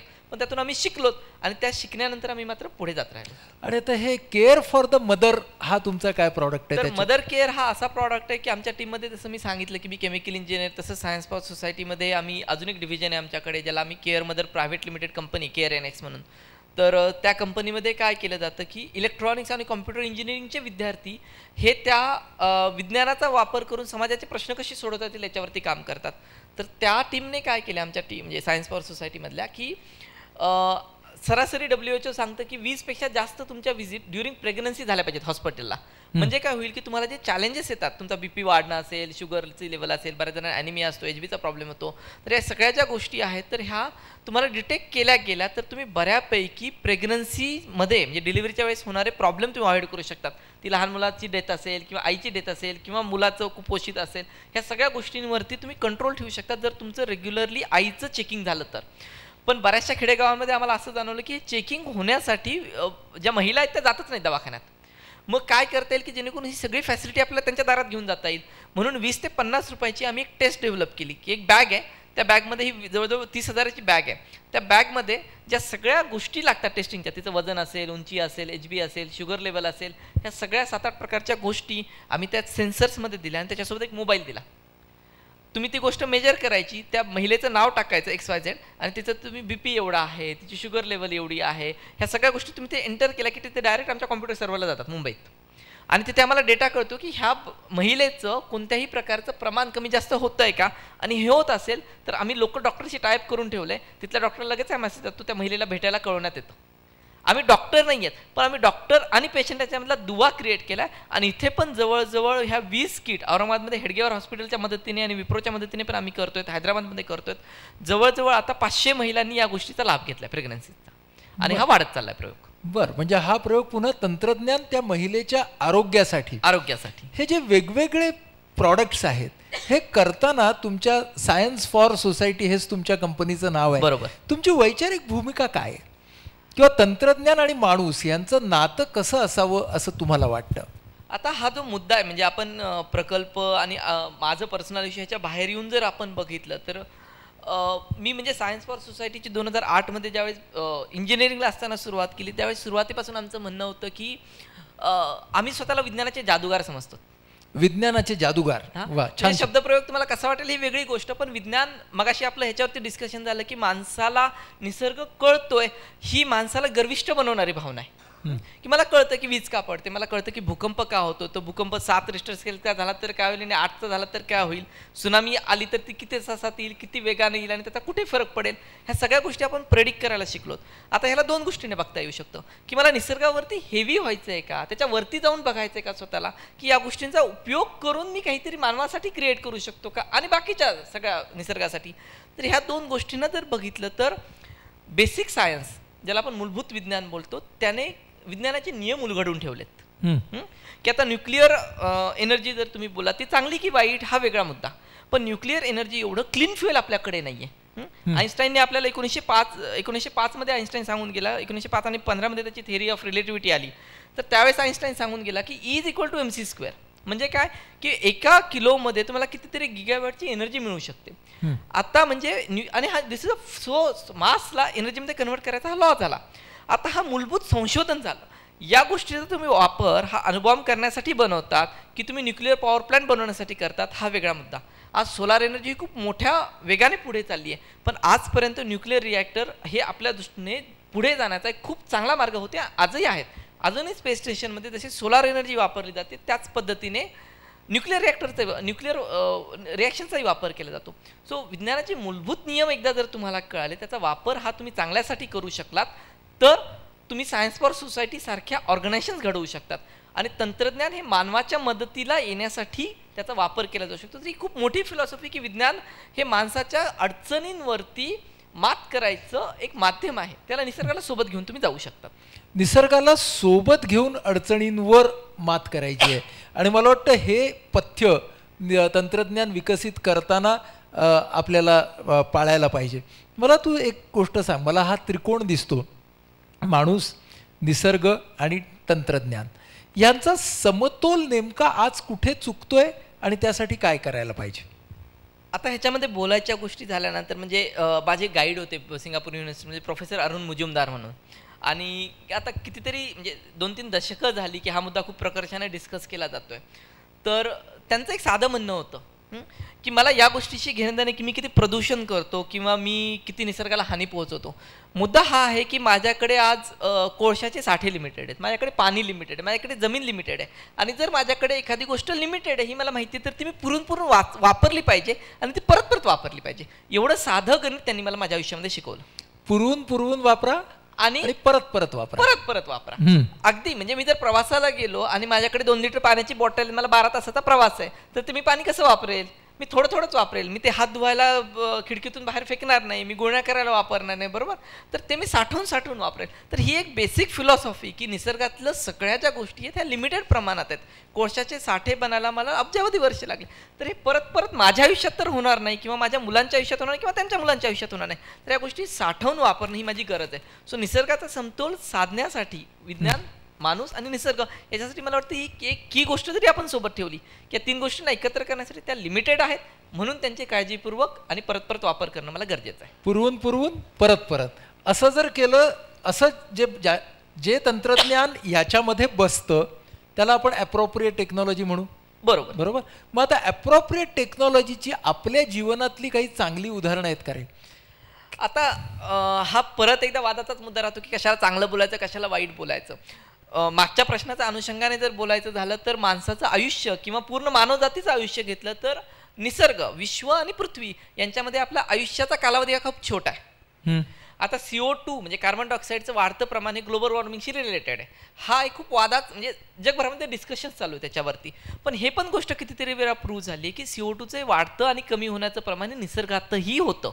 असं नाही की फक्त ते माणसामुळेच होतं, हे निसर्गामध्येही होतं. पण त्याची जी सायकल असते वाढायचं आणि प्रमाण कमी व्हायचं, ह्याची हजारो वर्षाची सायकल असते. आता काय झालं की 20-30 वर्षांमध्येच हे प्रमाण खूप मोठ्या प्रमाणात वाढत चाललंय. तो एखादी गोष्ट अतिशय वेगाने ज्यावेळेस होते त्यावेळेस त्यापासून आपल्याला हानी पोहोचू शकते. तुमचा प्रश्न जो आहे की अपारंपरिक ऊर्जा स्रोत आपण घेऊ किंवा सस्टेनेबल टेक्नॉलॉजी, तर ह्याला जर आपण एका ब्रॉडर पर्स्पेक्टिव्हने बघितलं तर ज्या कोणत्या गोष्टींमध्ये आपण कमीत कमी निसर्गाला किंवा नैसर्गिक साधनांना हानी पोहोचवतो त्या गोष्टी चांगल्या. आता याचं उदाहरण घ्यायचं झालं तर मी मुद्दाम असं उदाहरण देतो ते सगळ्यांना माहिती आहे. टाटा स्वच्छ एक उदाहरण घ्या. टाटा स्वच्छ हे एक पाण्याचं प्युरिफायर प्युरिट सारखं. त्याच्यामध्ये त्यांनी काय केलं की राईस हस्क म्हणजे तांदळाचे जे बाहेरचं कवल निघतं तर त्याला त्यांनी जाळल्यानंतर त्यापासून कार्बन बनतो आणि त्याच्यावरती आपल्याकडे माहिती की चांदीच्या भांड्यामध्ये ठेवलेलं पाणी शुद्ध होतं. तो प्रिन्सिपल वापरून त्या कार्बनवरती त्यांनी कार्बनचे छोटे छोटे पार्टिकल जोडले. त्याच्यामधून तुम्ही पाणी पास केलं की ते पाणी शुद्ध होतं. अच्छा, बरोबर. अगदी बायोमास म्हणजे राईस हस्क पासून त्याच्यावरती सिल्वर अगदी छोट्या प्रमाणात एक 10 रुपयाचा सिल्वर फक्त त्याच्यावरती टाकतात आणि पाणी शुद्ध होतं. दुसरं उदाहरण द्यायचं झालं तर सगळीकडे आता पहिल्यांदा आपल्याकडे बल्ब होते बरोबर 100 वॅटचे. मग आपण जवळजवळ 30-40 वॅटच्या बल्ब ट्यूबवरती शिफ्ट झालो. मग आपण CFL वरती शिफ्ट झालो 10 ते 20 वॅटच्या आणि आता आपण LED वरती शिफ्ट होतो जे 2 ते 5 वॅटचे आहेत. आणि जे आपले ऑनरेबल पियुष गोयल मिनिस्टर आहेत त्यांनी सांगितलं की मी 100 पटीने LEDचं मार्केट भारतामधलं वाढून दाखेल. सो पॉलिटिशियन्सची जर थॉट्स क्लिअर असतील, ॲप्रोप्रिएट टेक्नॉलॉजीज मार्केटमध्ये असतील आणि त्याला जर राईट इकॉनॉमिक आणि सोशल पॉलिसीज फ्रेम केल्या गेल्या तर सस्टेनेबल टेक्नॉलॉजी जीवनामध्ये आणणं अत्यंत साहजिक आहे. आता मला असं सांग की एका बदला तू म्हणालास की तुम्ही सगळे विज्ञानाचे जादूगार आहात म्हणजे संशोधक आहात. दुसऱ्या बदला तुम्ही कंपनी पण चालवता. म्हणजे आम्ही फक्त संशोधकही बघितलेत, फक्त उद्योजकही बघितलेत, पण तुझ्यामध्ये आम्हाला संशोधक अधिक उद्योजक असं दृश्य पाहायला मिळत आहे. तर संशोधक आणि उद्योजक या दोघांना लागणारे समान गुण कुठले आणि दोघांसाठी लागणारी वेगळी वेगळी कौशल्य कुठली? पहिल्यांदा हा मी मुद्दा क्लिअर करतो की म्हणजे संशोधकाकडून उद्योजकाकडे जायचा जो प्रवास आहे तो असा होता की एखादी वस्तू आम्ही जसं मी तुम्हाला सांगितलं की सोलार ड्रायर आम्ही पहिल्यांदा बनवला आणि बनवल्यानंतर असं लक्षामध्ये आलं की हा युनिव्हर्सिटीच्या गच्चीवरतीच राहणार आहे जर ह्याला कुणी पुढे घेऊन गेलं नाही तर. बरोबर. मग काय करायचं म्हणजे अजून मी माझ्या आयुष्यामध्ये 10 नवे संशोधन करेल आणि ते अजून त्या गच्चीवरती राहतील आणि ते कोणाला दिसणारच नाहीत. मग आम्ही ठरवलं की ही गोष्ट ब्रेक झाली पाहिजे. Institute of chemical technology UDCT ज्या कॉलेजमधून आलो, मुकेश अंबानी म्हणजे रिलायन्सचे जे सध्याचे हेड आहेत ते तिथले पासआउट आहेत. डॉक्टर अंजी रेड्डीज लॅब जी कंपनी ज्यांचे खूप सारे औषधं बाजारात आहेत ते त्यांचं आहे. एशियन पेंट अशा कितीतरी कंपन्यांची सुरुवात ही UDCT मधून झाली. पासआउट झाले 500 कंपन्या आहेत. माशेलकर सुद्धा माशेलकर डॉक्टर रघुनाथ माशेलकर हे संशोधक आहेत, त्यांची पण सुरुवात इथून झाली. मग आता मुद्दा काय येतो की या सगळ्या लोकांनी कॉलेजमधून बाहेर गेल्यानंतर हे उद्योग सुरू केले. आम्हाला इन्स्टिट्यूटला ते दाखवून द्यायचं होतं की कॉलेजमध्ये राहूनही विद्यार्थी दशेमध्ये असताना पण अमेरिका आणि युरोपमध्ये ज्या पद्धतीने स्टार्टअप कंपनी बोलतो, Microsoft is a startup company, Google is a startup company, Facebook is a startup company, Apple is a some sort of a startup company, अशा सगळ्या कंपन्या ह्या कॉलेजमधल्या विद्यार्थ्यांनी सुरू केल्या. आणि कॉलेजमधून ज्या कंपन्या सुरू होतात त्या ज्ञानाच्या उद्देशाने किंवा सायन्सच्या बेसने सुरू होतात. त्यामुळे कॉलेजमध्ये कंपन्या सुरू होणं ही आपल्या भारताची गरज ही ओळखून आम्ही त्यावेळेस कामाला सुरुवात केली. आणि कॉलेजमध्ये असताना मास्टर्स डिग्री न सोडता मी सोलार ड्रायव्हिंगवरती काम केलं आणि PhDला मी टॉपिक चेंज करून घेतला, techno economic evaluation of sustainable technologies. की एखादी टेक्नॉलॉजी त्याचं टेक्निकली पण म्हणजे ती एक टेक्नॉलॉजी म्हणून किती चांगली आणि ती पैशाच्या दृष्टीने पण किती फायदेशीर ठरू शकते याचा अभ्यास म्हणून आम्ही कामाला सुरुवात केली आणि तिथून या गोष्टींची सुरुवात झाली. या आता उद्योजक आणि टेक्नॉलॉजी सायंटिस्ट याच्यामधली कॉमन जर गोष्ट बोललो तर ती आहे risk taking ability. Risk taking ability. तुम्ही बिझनेसमध्ये गेलात तरी फेल होऊ शकतात आणि तुम्ही संशोधनामध्ये गेलात तरीही तुमचा फेल्युअरचे चान्स असतात. तर तुम्हाला ही रिस्क टेकिंग ॲबिलिटी, तुम्हाला एक कॅल्क्युलेटेड रिस्क घ्यावी लागते की मी काय स्टेकवरती लावतोय. माझे 2 वर्ष लावतोय, माझ्या टीमचे 2 वर्ष लावतोय, आमचा महिन्याचा 5 लाख रुपये खर्च आहे, मी 2 महिने टीमला लावलं तर मी 10 लाख रुपये त्याच्यामध्ये टाकतोय, त्यातून मला काय परत भेटेल. ते फेल गेलं तर काय आणि सक्सेसफुल झालं तर काय, या गोष्टीची एक मनामध्ये तुमच्या गणितं ठेवावे लागतात आणि ते बॅलन्स ठेवावे लागतात. जर तुम्ही 100% सक्सेसनेच पुढे जायचं बोललात तर तुम्ही बँकेमध्ये 60% इंटरेस्टने पैसा टाका. जर तुम्हाला वाटतंय की माझी रिस्क घ्यायची ॲबिलिटी आहे तर मी शेअर मार्केटमध्ये 20% जिथे पैसा भेटेल तिथे टाकेल, आणि जर मला वाटतं की माझ्या पैशाचे 100 पटीने पैसा कमवू शकतो तर मी बिझनेसमध्ये माझा पैसा टाकेल किंवा रिसर्चमध्ये टाकेल. सो तुमच्या डोक्यामधले थॉट्स अत्यंत क्लिअर पाहिजेत. रिस्क आणि रिवॉर्ड्स ह्या गोष्टी सोबत जातात आणि हे दोन्हीकडे बिझनेस आणि विज्ञानामध्ये इक्वल आहेत. बरोबर. आणि वेगळं काय आहे दोघांमध्ये? दोघांमध्ये जर आपण वेगळंपणा जर बोललो तर विज्ञानाची जी टीम आहे आमची, तर त्याच्यामध्ये तुम्हाला फ्रीडम द्यावं लागतं वैचारिक. त्या लोकांचे इगो असतात, ते प्रत्येक वेळेस वरती येतील अशातला भाग नाही, पण तुम्हाला प्रत्येकाच्या थॉट्सला, त्यांच्या विचारांना समान संधी आणि त्यांना ती एक जपणुकीची वागणूक द्यावी लागते जी तुम्हाला एका नॉलेज किंवा थिंक टँकमध्ये द्यावी लागते. बिझनेसच्या साईडला तुम्हाला क्लिअर कट आणि स्पष्टपणे बोलावं लागतं. ॲडमिनिस्ट्रेशनचा खूप सारा वेळ तुम्हाला द्यावा लागतो आणि मी माझ्या दिवसातला 80% टाइम हा आजही ॲडमिनिस्ट्रेशनवरती स्पेंड करतो, जो 2-3 वर्षापूर्वी मी 80% विज्ञानावरती स्पेंड करायचो. सो स्वतःमधला हा होणारा बदल तुम्हाला पचवून घ्यावा लागतो, त्याच्यासोबत मॉडिफाय व्हावं लागतं. आणि मला ज्यावेळेस झेपलं नाही त्यावेळेस मी 3 मेंटॉर्स घेतले माझ्या आयुष्यात की तुम्ही मला गाईड करा की ह्या सगळ्या चक्रव्यूहातून मी बाहेर कसं येऊ, आणि वेळोवेळी हे 3 लोक मला मदत करतात. बरं, आता ही तू म्हणालास मगाशी तसं की फ्रीडम द्यावं लागतं, विशेषतः बुद्धिमान लोकांची टीम असते. तर बुद्धिमान लोकांचं कसं असतं की जमलं तर जमलं, हां, पण मतभेद झाले तर भांडणं सुद्धा होतात. तर तुमच्या टीममधली भांडणं तुम्ही कशी सोडवता किंवा मतभेद असताना सुद्धा तुम्ही एकत्र काम कसं करता? असं त्याच्यासाठी ना मला एक चांगलं सजेशन, परत एकदा मी हेडगेवार हॉस्पिटलकडे जातो की तिथले जे डॉक्टर पंढरे आहेत त्यांनी 3-4 वर्षापूर्वी मला भेटले, आणि रिचा गोडबोले म्हणून आमच्या मेंटॉर आहेत, तर त्यांच्या घरी मी भेटलो मुंबईला. त्यांनी मला सांगितलं की मीटिंग सुरू होतानाच अगोदरच सांगायचं की दरवाजाच्या आतमध्ये आलोत ना आपण रूममध्ये, जे काही वादावादी होईल ते इथे होईल आणि इथेच संपेल. इथून बाहेर जाताना आपण मित्र म्हणून परत चांगल्या गुण्यागोंद्याने बाहेर जायचं. वैचारिक मतभेद ह्या रूमच्या आतमध्ये, डिसिजन्स होतील ते रूमच्या आतमध्ये, आणि डिसिजन्स फॉलो होतील, त्याच्या ऍक्टिव्हिटी बाहेर होतील, पण तो डिसिजन का घेतला, किती जणांनी घेतला, हा मुद्दा बाजूला ठेवायचा. सो बऱ्याचदा आम्ही प्रयत्न करतो की सर्व लोकांचं एकमत होऊन निर्णय होतील, पण जर तसे नाही झाले तर तुम्हाला हक्काने सांगावं लागतं की हे आपल्याला असंच करायचंय आणि हे करायचंय, हे या कारणासाठी करायचंय. पटलं तरी करावं लागेल, न पटलं तरी करावं लागेल, पण रूमच्या बाहेर जाताना हे विसरावं लागेल की हे माझ्यावरती लादलेली गोष्ट आहे. ही या ऑर्गनायझेशनसाठी, वैभवच्या किंवा एखाद्या कोणत्याही टीम मेंबरच्या भल्यासाठी डिसिजन न घेता हा ऑर्गनायझेशनसाठी घेतलेला डिसिजन आहे. उदाहरण द्यायचं म्हणून सांगतो, माझ्या इंटर्नने मला 2 गिफ्ट दिले.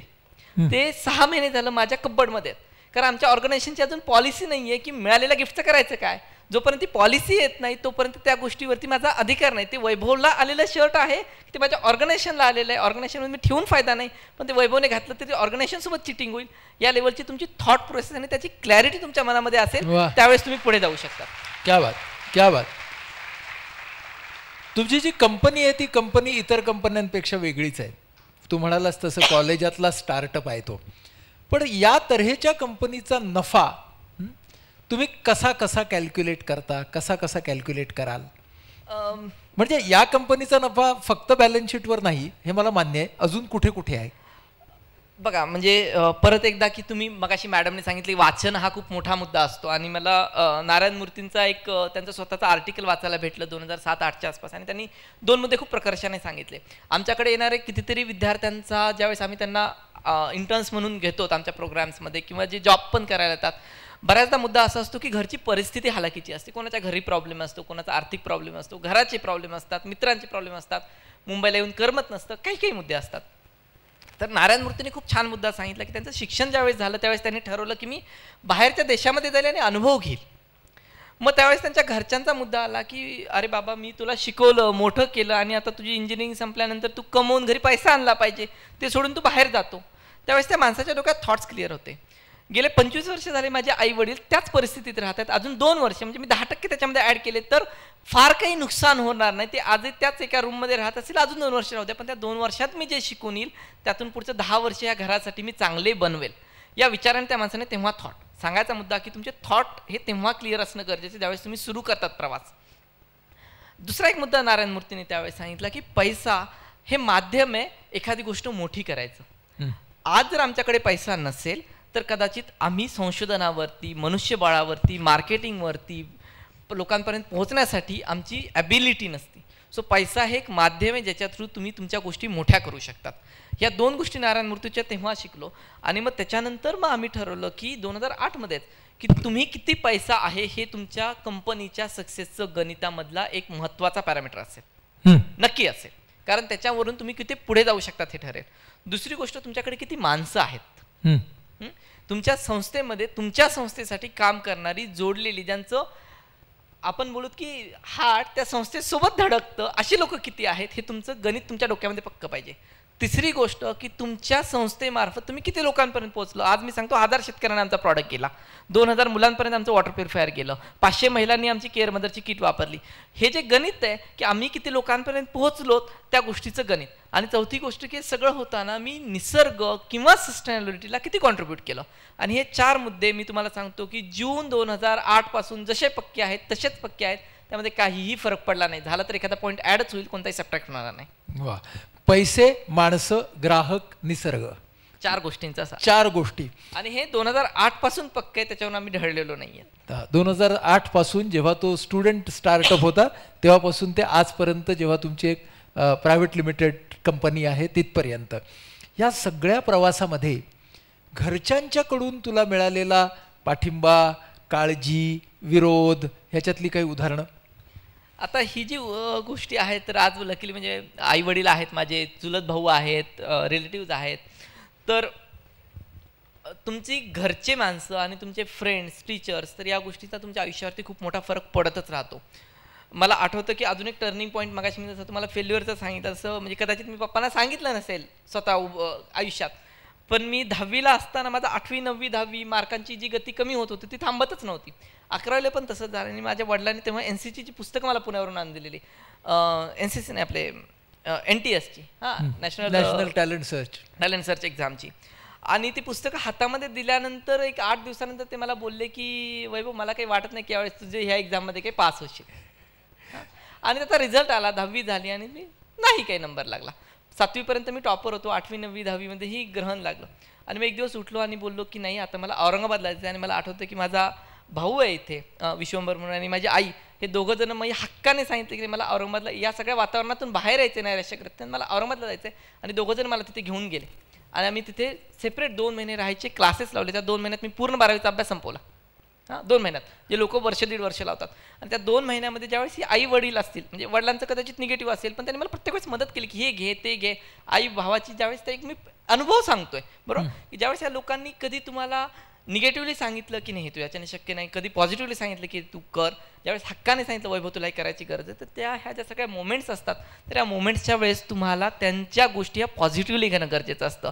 तुम्ही दोष नाही द्यायचा, तुम्ही त्याला जर पॉझिटिव्हली घेतलं तर गोष्टी पुढे जातील. अगदी खरं आहे. म्हणजे ते सांगत आहेत त्याच्या मागची त्यांची कळकळ किंवा त्यांची माया समजून घेऊन आपण ते घेतलं पाहिजे. हे निगेटिव्हच आहे असं ते घेऊन ते धुडकारलं नाही पाहिजे. हे तुला महत्वाचं कळलं. पण ओव्हरऑल त्यांनी तुला पाठिंबा दिला? पाठिंबा हा प्रत्येक ठिकाणी होता. म्हणजे मला अजूनही गोष्ट आठवते की 2008 मध्ये ज्यावेळेस माझं इंजिनिअरिंग कंप्लीट झालं त्यावेळेस मी सांगितलं की नाही मला जॉब नाही करायचं. ॲजिलंट नावाची अमेरिकेची कंपनी होती आणि मी 2000 म्हणजे 3rd फायनल इयरला असतानाच अमेरिकेत गेलो आणि त्या कंपनीने 1 तास माझ्यासोबत बसून इंटरव्ह्यू घेऊन तिथेच मला सांगितलं की तुला इथे जॉब करायला आवडेल का. आणि मी त्यांना सांगितलं की मी तुम्हाला नंतर सांगेल. आणि मग विचार केला, बोललो की मला नाही करायचा. तशीच मर्सिडीज बेंझ नावाची कंपनी त्यांनी पुण्यामध्ये मला ऑफर दिलेली कॅटलिसिसच्या संशोधनासाठी. त्यावेळेस पण माझं डिग्री कंप्लीट झाली नव्हती, त्यावेळेस पण मी त्यांना सांगितलं मला नाही करायचं. मग असे मोठमोठे निर्णय ज्यावेळेस आईवडिलांवरला कन्व्हे करायचे असतात त्यावेळेस एक विद्यार्थी म्हणून कन्व्हे नाही करू शकत मी, एक त्यांचा मुलगा म्हणून कन्व्हे नाही करू शकत. त्यावेळेस माझे प्रोफेसर थोरात होते, ज्यांच्या ऑफिसला मी त्यांना घेऊन गेलो. ते मला बोलले आईवडिलांना भेटायला बोलो. आणि मला अजूनही आठवतं की आईवडील तिथे आले, आई पप्पा, आणि जवळपास तासभर डिस्कशन झालं. आणि त्यांनी दिलेला सर्वात मोठा पाठिंबा होता थोरात सरांनी, माझ्या प्रोफेसरांनी सांगितलं 3 वर्ष तुमचा मुलगा गायब झाला असं समजा आणि तो माझ्या हातात द्या. 3 वर्षानंतर मी तुमचा मुलगा तुम्हाला परत देईल आणि तेव्हा जर तुम्हाला वाटलं की तो जो करतोय ते तुम्हाला आवडेल तर तुम्ही कंटिन्यू करा, नाहीतर तुमचा मुलगा तुम्हाला परत घ्या. आणि त्यावेळेस माझ्या आईवडिलांनी मोठ्या हिमतीने माझ्या प्रोफेसरांना साथ दिली की हा 3 वर्ष मुलगा तुमच्याकडे दिला. म्हणजे एका बाजूला ह्या सगळ्या नोकरीच्या ऑफर्स असूनही म्हणजे संशोधनाकडे त्या सरांनी तुला वळवलं. तो खूप मोठा महत्वाचा निर्णय किंवा पाठिंबा तुझ्या आईवडिलांचा तुला म्हटला पाहिजे. आणि ह्यांचा रोल हा नेहमी कॅटॅलिस्टिक असतो की तुम्ही ज्यावेळेस चुकतात त्यावेळेस मार्ग दाखवणं, ज्यावेळेस चांगलं करतायत त्यावेळेस पुढे जाणं आणि रेग्युलर बेसिसवरती कॉशन सांगणं की प्रत्येक फोनमध्ये मला हे केलं पाहिजे, हे नाही केलं पाहिजे, ती सांगत राहते. ते मी ऐको न ऐको, ते फॉलो करो, पण तिचं काम ती प्रामुख्याने करत राहते. आणि जेव्हा मला वेळ भेटतो त्यावेळेस मी त्या गोष्टी विचार करतो की नाही, आईने असं सांगितलेलं, पप्पाने असं सांगितलं, त्यातली कोणती गोष्ट माझ्या कामाची आहे का, असेल तर मी उचलली पाहिजे. बरोबर. तू अजून काही मला वाटतं फोटोग्राफ्स आणलेस गमतीदार, ते आपण जरा बघून घेऊया आणि मग आपण आपल्या रॅपिड फायरकडे येऊया.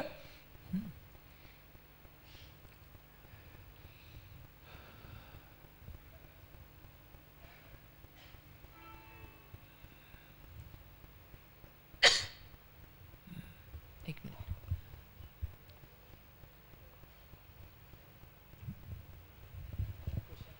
हो, तोपर्यंत मला वाटतं आपण आपली रॅपिड फायर सुरू करू, ते येत आहे तोपर्यंत. चालेल, बोला. पहिल्यांदा निवड करा. चालेल. सोलर का ॲटॉमिक? जरी मी सोलारमध्ये काम करतो तरी पण मी ॲटॉमिकला प्रेफरन्स देईल. प्रॉडक्ट डेव्हलपमेंट की मार्केटिंग? Product development. बरं, मार्केटिंग नाही लागतं, पण तुम्ही चूज करायला सांगितलं म्हणून एकावरती केलं. फोटो आलेत, फोटो बघून घेऊ आपण.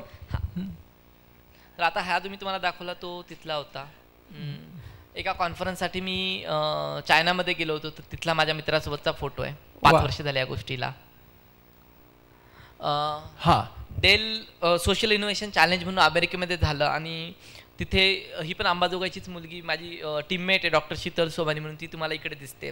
आणि जवळजवळ 110 देशांमधून 900 वेगवेगळ्या प्रोजेक्ट्समधून त्यांनी ग्रँड प्राईज म्हणजे top most innovation that can make a difference to this world, याच्यासाठी त्यांनी 30 लाखाचा पुरस्कार त्यावेळेस दिला. आणि या पुरस्काराने आम्हाला खूप मोठ्या प्रमाणात पुढची अचिव्हमेंट करता आली. तर त्यावेळेस पण, आणि ते पण संशोधक, मार्केटिंग आणि तिथल्या कॉलेजमध्ये सुरू होणाऱ्या कंपन्यांच्या दृष्टिकोनाने त्यांनी इव्हॅल्युएट केलं. हा कुठला शोध होता? ड्रायरचा? Solar conduction dryer. Solar conduction ड्रायरचा. त्याला 30 लाख रुपयाचं पारितोषिक मिळालं. वा. अजून काला घोडा नावाचं आर्टचं फेस्टिवल असतं मुंबईमध्ये, त्यावेळेस सगळे मित्र म्हणून आम्ही गेलेलो. तर त्यावेळेसचा एक असाच फोटो की तुम्ही तुमचं आयुष्य हे सगळ्या गोष्टी चालू असताना पण आनंदी आणि मजेने राहू शकतात. मुद्दाम मी त्या दृष्टीने फोटो तसे ठेवले आणि ते खूप महत्वाचं आहे. हा कुठून? हा पॅरिस मधला फोटो आहे, ज्यावेळेस मी तिथलं लोकल चर्च बघायला गेलेलो. आणि इथेच जवळ बऱ्याचशा प्रतिकृती आहेत, ज्याच्यामध्ये मोनालिसाची पण प्रतिकृती आहे. ते बघून मी एक 10 मिनिट फक्त बघतच राहिलो होतो की जे इतिहासाच्या पुस्तकामध्ये आपण फोटो बघतो ते प्रकर्षामध्ये ते चित्र, प्रत्यक्षामध्ये ते चित्र बघणं आणि त्याच्यामधल्या भावना बघणं, ह्या गोष्टीने मला खरोखर त्यावेळेस मोह घातलेला. वा. हल्दीटेक नावाची आम्ही प्रोसेस डेव्हलप केली. तर इन्स्टिट्यूट ऑफ केमिकल टेक्नॉलॉजीच्या इथे आम्ही डेव्हलप केली. आणि हळदीमध्ये कॅन्सर, अँटी कॅन्सरस जी गोष्ट असते तर ती कुर्कुमिन नावाचा एक घटक असतो त्याच्यामध्ये, की जेणेकरून सगळ्या हळदीला ह्या प्रॉपर्टीज भेटतात. तर आम्ही संशोधनातून एक नवी प्रोसेस डेव्हलप केली की आपल्याकडे जवळ 30 दिवस हळद प्रोसेस करायला लागतात. आम्ही 12 तासामध्ये हळद प्रोसेस करू शकलो. आणि तरीही 45% हा जो घटक आहे त्याच्यामुळे हळदीचे हेल्थ बेनिफिट मिळतात ते वाढले. आणि या गोष्टीला रिसेंटली म्हणजे पेटंटमध्ये असतं की तुम्ही क्लेम सांगतात की आमच्यामध्ये नाविन्य काय आहे आणि त्याच्या अगेन्स्ट ते 4 वेगवेगळे क्रायटेरियाज ठेवतात. तर आमच्या 6 क्लेम्स आणि 4 क्रायटेरिया 24 गोष्टींना एक सोबत इंटरनॅशनल पेटंट एजन्सी जी आहे ऑस्ट्रेलियाची, त्यांनी क्लिअरन्स दिला. खूप रेअरली होतं. आणि त्याची न्यूज हिंदुस्तान टाइम्सने दिली की हळदीचं पेटंट खूप वर्षानंतर भारताला प्रोसेसिंगच्या बाबतीत मिळालं. प्रोसेसिंगच्या बाबतीतलं पेटंट भारताला मिळालं. वा. हा परत एक असाच फोटो कॉन्फरन्सच्या वेळेस. आणि मी परत तेच हायलाईट करतो की तुमचं आयुष्य हे बऱ्याचदा कूल असतं, तुम्ही रिलॅक्स राहा, आनंदी राहा. हा स्टुडंट अचिव्हमेंट अवॉर्ड तो सिंगापूरमध्ये 2008 मध्ये दिला गेला. आणि एक फॉरेनचा स्टुडंट असून पण सिंगापूरच्या युनिव्हर्सिटीने ज्यावेळेस आम्हाला नॉमिनेट करून अवॉर्ड दिला त्यावेळेस ते खूप इंटरेस्टिंग होतं की सिंगापूरसारखा देश भारतामधल्या स्टुडंटला स्टुडंट अचिव्हमेंट अवॉर्ड दिला त्यांनी 2008 मध्ये. हे आफ्रिकेमधलं पिक्चर आहे की आम्ही आता आफ्रिकेमध्ये काम सुरू केलं आहे. मध्ये तुम्हाला तो दिसतोय तो सोलार ड्रायर आहे. आणि आजूबाजूला सगळ्या ज्या आफ्रिकन केनियामधल्या महिला आहेत त्यांना तो ड्रायर आणि त्याचे परफॉर्मन्स बघून खूप आनंद झाला. त्यांच्याकडे दे आर प्रेइंग लाईक एखादं देवाची एखादी मूर्ती येते तसं घालून ते डान्स करतात, सेलिब्रेशन चालू आहेत त्यांचे की तुमच्या टेक्नॉलॉजीचा पण इम्पॅक्ट, त्यांच्या आयुष्यामध्ये येणाऱ्या गोष्टी, त्यांचं सेलिब्रेशन्स. तर क्या बात आहे. हे ग्रीन हाऊसच्या काही स्टडीज आम्ही करत होतो की कोणते कोणते क्रॉप्स आहेत. टीम तुम्हाला बघायला दिसेल, मी आहे, शीतल आहे, गणेश आहे. ताज माझी एक खूप आवडती गोष्ट आहे की तासन तास मी 3दा गेलो आणि तासन तास मी तिथे बघत राहतो, खूप सुंदर दिसतं. अजून एका कॉन्फरन्स मधला फोटो की कंपनीमधले काही लोक, पत्रकार,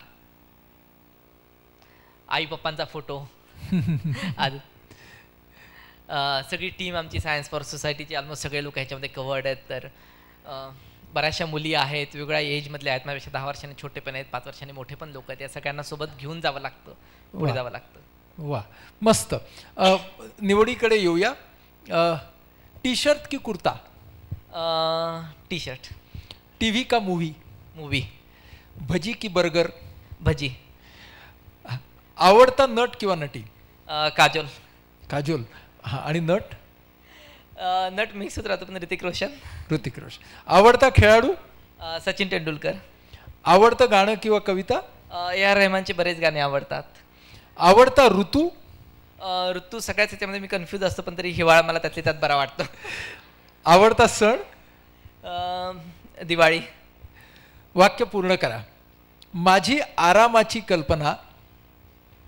मी आठवड्यातून कमीत कमी 1-2 तरी मूव्ही बघतो, कारण त्यावेळेस माझ्या मनामधले सगळे थॉट्स बाजूला होतात आणि मी त्या जगामध्ये जातो आणि जी आपल्या मनाला आणि मेंदूला शांतता लागते कॅल्क्युलेशन थांबवायची ते मिळतं. 21व्या शतकातला विकासाच्या वाटेवरचा भारत म्हणजे माझ्यासाठी? भारत हा एक लीडर म्हणून जगासमोर यावा, त्याने एक फक्त महासत्ता बनण्यापेक्षा त्याने जगाला दिशा दाखवणारा देश म्हणून पुढे यावा. आपली रिस्पॉन्सिबिलिटी मोठी ही आपण समजून घ्यायला हवं. क्या बात. फार महत्वाचं विधान आहे की महासत्ता बनण्यापेक्षा दिशा दाखवणारा देश म्हणून आपल्या देशाने समोर यावं. विज्ञानाचा खरा अर्थ आहे? त्याने निसर्ग आणि माणूस दोन्हीची सेवा केली पाहिजे. वा, निसर्ग आणि माणूस या दोहांची सेवा केली पाहिजे. निसर्गातली भव्यता मला समुद्राच्या लाटांमधून दिसते. वा. निसर्गाशी दोस्ती राखायची तर माणसाने त्याच्यापुढे नम्र होऊन त्याच्याकडून शिकलं पाहिजे. वा, त्याच्याकडून नम्र होऊन त्याच्याकडून शिकलं पाहिजे. काय बात आहे. मित्रो, गेल्या तासभरामध्ये अंबाजोगाईला ज्याच्या शिक्षणाचा प्रवास सुरू झाला आणि आता जो आपण बघितलं फोटोग्राफ्समधून, चीन, अमेरिका, फ्रान्स, सिंगापूर आणि आफ्रिका म्हणजे पंचखंडांमध्ये प्रवास करतोय, अशा एका तरुण संशोधक आणि उद्योजकाबरोबर आपण इथं गप्पा मारत होतो. आणि आपल्या लक्षात आलं की हा तरुण जो आहे हा एका बाजूने एका नव्या भारताचं प्रतिनिधित्व आपल्या पुढे करतोय. या अर्थानं की ज्याची मुळं ही या ग्रामीण भागामध्ये आहेत, या लातूर आंबेजोगाईच्या भागात आहेत, शेजारचीच गावं आहेत. आज आपण लातूरमध्ये आहोत, 1 तास 1.5 तासावरती आंबेजोगाई आहे.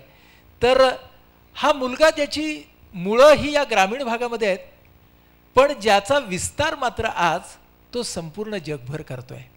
हा प्रवास मला खूप महत्त्वाचा वाटतो एका बाजूने.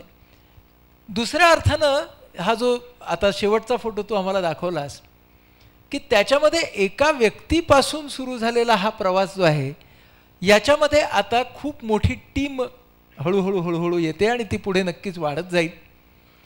तिसरा महत्त्वाचा मुद्दा की तुझं हे तंत्रज्ञान अनेक लोकांपर्यंत, अनेक समाजांपर्यंत आणि अनेक देशांपर्यंत तू पोहोचवतोयस. तेव्हा माणसं, ग्राहक, निसर्ग आणि पैसा ह्या चारांचा समतोल राखूनही संशोधन आणि उद्योजक याची एक सांगड घालता येते असं दाखवणारा उद्योजक हाच जणू काही या बदलत्या भारतामधला दिशा दाखवणारा एक रोल मॉडेल आहे किंवा दिशा दाखवणारं एक उदाहरण आहे असं आपल्याला म्हणता येईल. तुझ्याकडून आज आम्हाला खूप ऊर्जा मिळाली आणि ऊर्जेबरोबर आत्मविश्वास पण मिळाला की बऱ्याच वेळेला माणसं आपल्या परिस्थितीचं भांडवल करतात आणि स्वतःकडे फार करुण पद्धतीने पाहतात की आम्ही काय असेच, आम्ही खेड्यातले, आम्ही छोट्या गावातले. पण मुद्दा तो नाही आहे. मुद्दा आपण आपल्या विचारांना कसं वळण लावतो आणि आपण आपली ऊर्जा कोणत्या दिशेला नेतो हे खूप महत्त्वाचं आहे. जोरदार टाळ्यांनी आपण दाद देऊया आपल्या तरुण मित्राला आणि त्याच्या पुढच्या प्रवासासाठी खूप साऱ्या शुभेच्छा देऊया. आणि आपल्या वेधच्या तर्फे एक स्मृतिचिन्ह देऊया आपण त्याला. मी वेदचे आभार मानतो पहिल्यांदा, आणि त्याच्यानंतर सर्व जे लोक आलेत तिथे प्रेक्षक आहेत त्यांचे स्पेशल थँक्स आई वडील, कारण त्यांना आपल्याकडे एवढी फॉर्मॅलिटी नाही आहे की आपण कधी त्यांच्यासमोर जाऊन नतमस्तक होऊन बोलूत की मी तुमचा ऋणी आहे किंवा मी तुमच्यावर प्रेम करतो, तो चान्स मला इथे मिळतो तो एक घेईल. आणि स्पेशल थँक्स माझ्या आजीसाठी की जिने मी नाही तर माझे जनरेशन घडवलं आहे. माझी आई वकील झाली, माझी मावशी, माझे आजोबा हे कापूस कामगार होते मुंबईत आणि तिने शिक्षणाचा वसा घेतला आमच्या घरामध्ये. माझी आई वकील आहे, माझी मावशी इंजिनियर आहे, दुसरा मामा इंजिनियर आहे, दुसरा जो मामा आहे त्याने स्वतःचा बिझनेस सुरू केला आणि तिने आमचे पण सगळ्यांचे शिक्षण पुढे केले. तर या सगळ्यांमध्ये तिचा जो एक सहभाग होता ती आज नाही आहे इथे, पण एक घर पुढे जाण्यासाठी ज्या गोष्टी लागतात तर त्याच्यासाठी मी स्पेशल थँक्स तिला देईल. आणि सर्व एकच आपण काम करू ते छान राहील. तुम्हाला ते बरोबर आहे, आपल्या सगळ्यांच्या घरामध्ये ना आई वडिलांचं जे ऋण आहे ते आपण जाहीररित्या कधी मानत नाही, पण आज तू ते मानतोयस. तेव्हा मी विनंती करतो तुझ्या आई वडिलांना की त्यांनी जरा व्यासपीठावरती यावं. ते दोघेही जण आज इथे उपस्थित आहेत, त्यांना आपण व्यासपीठावरती बोलूया. जरूर या आपण दोघेही जण,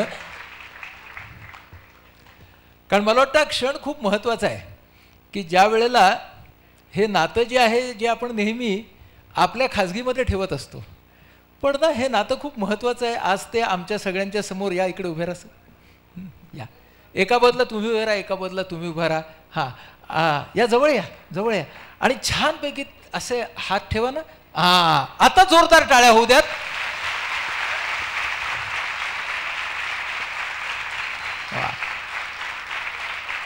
आणि आता आपण ही भेटवस्तू त्या तिघांनाही देऊया.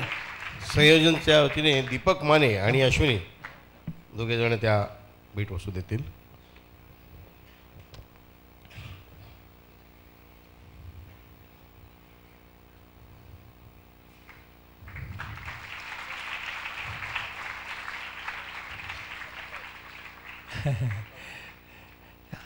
सर्वांनी हात लावा. हा खूप खूप धन्यवाद. जोरदार टाळ्यांनी आपण निरोप देऊया वैभवला आणि त्याच्या आई बाबांना.